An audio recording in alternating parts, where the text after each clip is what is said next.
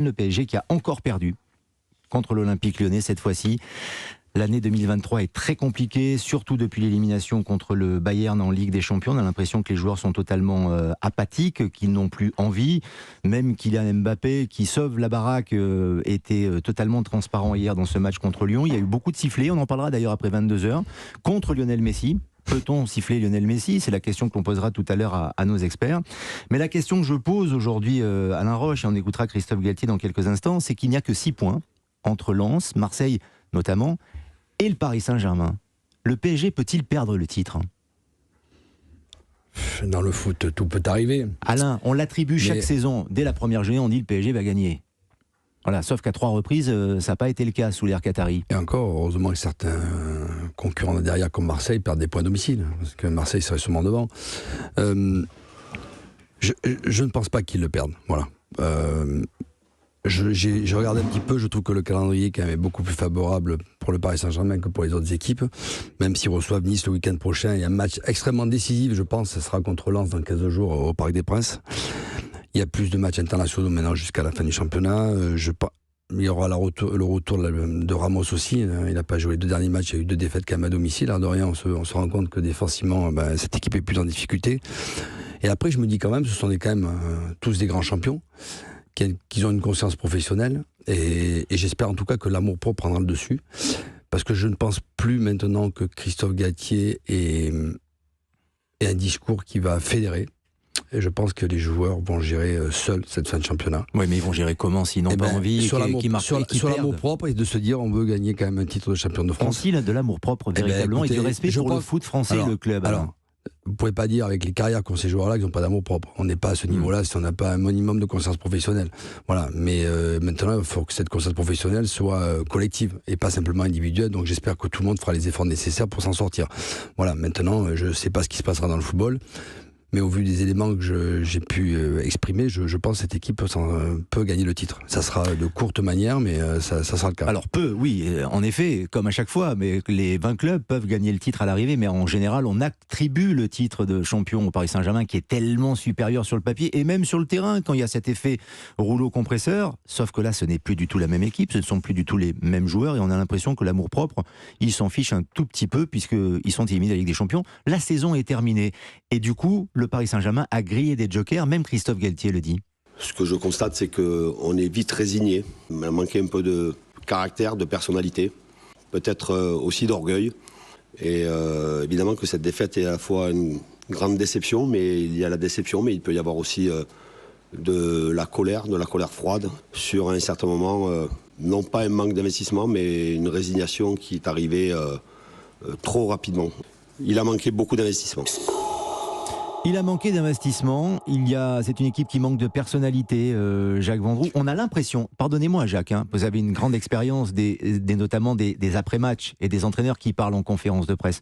Vous n'avez pas l'impression que Christophe Galtier est en train de tenir le discours d'une équipe qui joue le maintien, qui lutte pour ne pas se descendre, franchement? J'ai vraiment du mal à imaginer que le Paris Saint-Germain pourrait être en difficulté pour le titre de champion.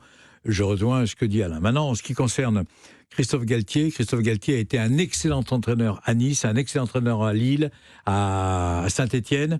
Il n'a pas changé de discours parce qu'il a des stars devant lui.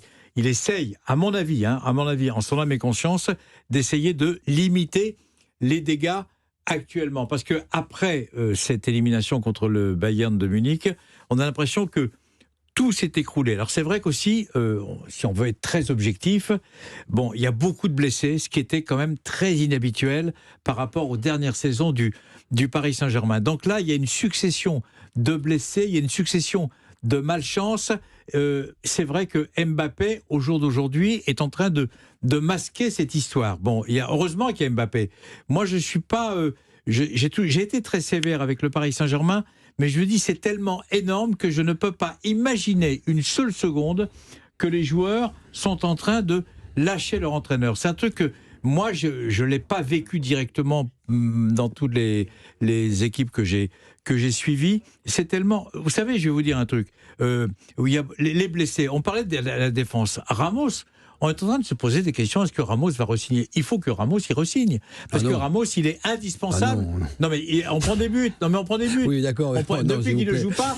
Depuis qu'il ne joue pas. Je le souligne. Voilà. Moi, je parlais uniquement au point de vue efficacité. Le faire re-signer, on peut discuter, mais bon, moi, je ne serais pas choqué ils ont tellement été mauvais qu'ils ont rendu Donnarumma mauvais. C'est ça qui est grave aussi. Et donc, moi, je ne changerai pas d'avis là-dessus.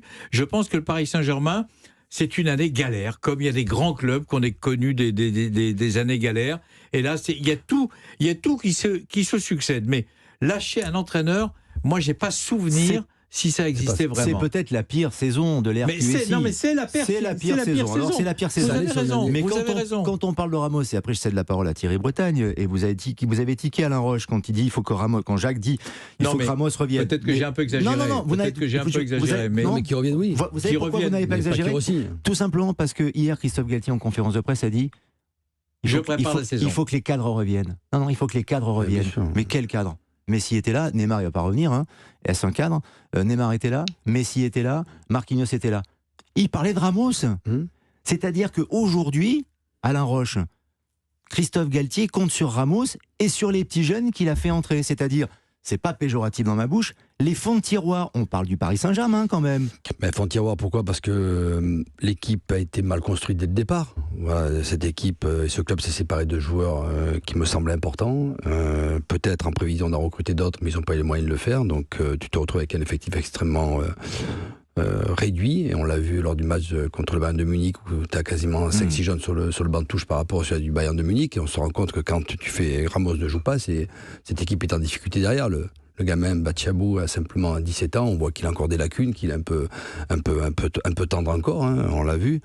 Et ne demandez pas à un gamin dans des moments difficiles de sortir la tête de l'eau et de porter l'équipe. Donc on se rend compte qu'un cadre comme Ramos a pu manquer. Les deux défaites, je le disais, contre Rennes et contre Lyon, Ramos n'est pas là. Maintenant, de là à le faire signer l'année prochaine, je l'espère pas. Mais en tout cas, il est nécessaire qu'il revienne en tout cas pour tenter d'équilibrer et permettre peut-être à un moment à Danilo de jouer au milieu de terrain, où je pense qu'il est bien meilleur dans ce poste-là. Bien sûr. Et amènera un peu plus de densité physique et d'équilibre à l'équipe. Thierry Bretagne, le scénario catastrophe, vous ne le voyez pas arriver, vous. Là, vous aussi, vous êtes confiant comme Alain Roche, comme Jacques Vendroux, le PSG va être champion, sans problème. C'est tellement impossible que ça peut arriver. Jacques parle de lâcher l'entraîneur. Il faudrait encore qu'il l'ait pris pour le lâcher. Il y a eu un concours d'intérêts bien compris entre M. Messi, qui a considéré une partie de son contrat au Paris Saint-Germain comme de la thalassothérapie de remise en forme en vue de gagner la Coupe du Monde, ce qu'il a fait. M. Neymar continue à montrer qu'il s'occupe de tout et du football de moins en moins. M. Verratti est indigne sur le terrain, il est pourtant là. Ce qui peut se passer, c'est les 15 jours à venir. S'il y a un problème à Nice et si Lens vient gagner à Paris, l'inconcevable peut être conçu. Et pourtant, derrière, Angers, Lorient, 3, Ajaccio, Auxerre. 8 équipes qui sont dessous deuxième partie de championnat. Mais toutes les équipes pensent avoir une chance contre le Paris Saint-Germain maintenant. C'est ça qui est catastrophique. J'ai vu quelque chose hier au milieu d'une scène surréaliste. Vous m'entendez bien ? C'est-à-dire qu'on a fêté, comme à la Samba et à Rio de Janeiro, l'anniversaire du virage des supporters à la fin d'un match catastrophique. Je me demandais où j'étais, moi. Je me demandais où j'étais. Il y en a un autre qui s'est demandé où il était. Vous savez ce qui s'est passé à la 39e minute ? J'ai vu aucune caméra, là. Près de la ligne médiane, pendant que ses coéquipiers, discutaient du bien fondé du pénalty qui allait être envoyé sur le poteau par Lacazette, si j'ai bonne mémoire. C'est ça. Il y avait un homme seul à 50 mètres de tous les autres. Et cet homme-là s'appelait Mbappé.